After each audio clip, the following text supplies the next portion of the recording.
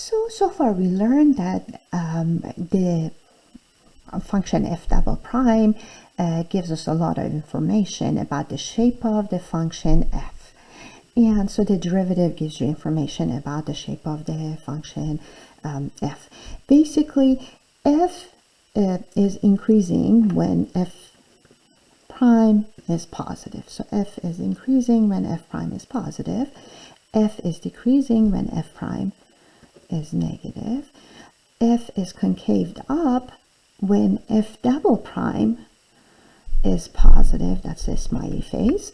And when is f double prime positive? F double prime is the derivative of f prime.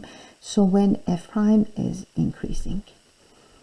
When is f concave down? When f double prime is 0. That means that f double prime is the derivative of f prime. Therefore, f prime is decreasing. And this is a frowny face. Now, let's first of all use the f prime to find this information about f. Let's look at this. Where is f prime positive? F prime positive between 0.25 and 3. Then from 5 to 6.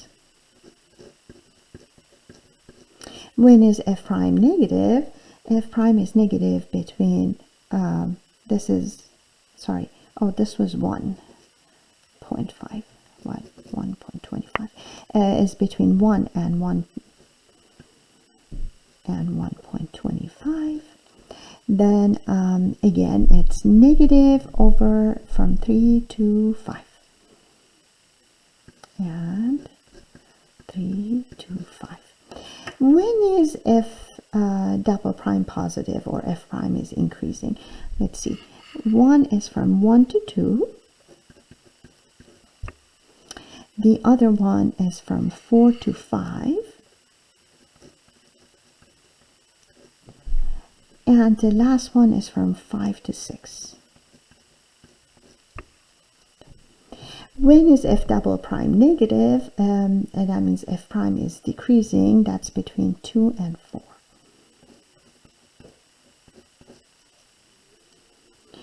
And so now that I have this information, can I figure out basically local max and local min for the function f prime f?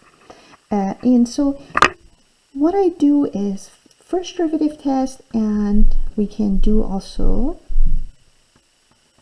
second derivative test. I'm writing them next to each other so I can see both of them. So with the first derivative test, I'm putting the points that are of importance in the first derivative and the sign of the first derivative. So 1.25, then I have 3, then I have 5, then I have 6, and this is not exactly up to scale, but we can deal with it. So between 1.5 and 3, I have positive in here, that's the sign. Then I have between 5 and 6 positive, and then between no, this is 1.5 and 3 again. Then over here I have a negative sign. Over here I have a over between 3 and 5, and so this way is negative, the other two are positive. And so the first derivative test says this is going down, this one's going up, and this one's going down. So there's a local minimum right there at x equal to 1.25, and another one at x equal to 5.